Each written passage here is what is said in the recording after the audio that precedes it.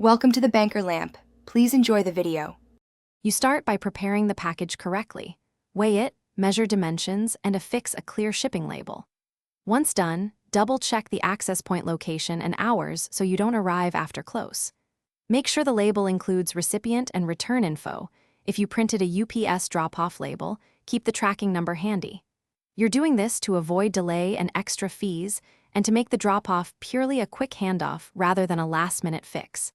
When you arrive, go straight to the counter or designated drop shelf and present your tracking number or QR code on your phone.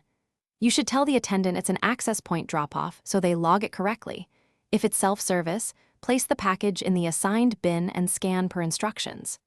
Make sure they scan or hand you a receipt. That proof reduces disputes. These steps prevent misrouting and confirm custody transfer for UPS and for you. Finish by confirming the package scanned into UPS's system.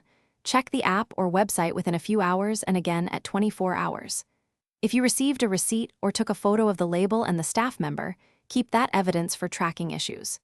If you don't see a scan after 24 hours, contact UPS with the tracking number and your receipt information so they can locate it. That quick confirmation closes the loop and protects you if something goes wrong. Thanks for watching. If this was helpful, leave a like and consider subscribing. See you next time.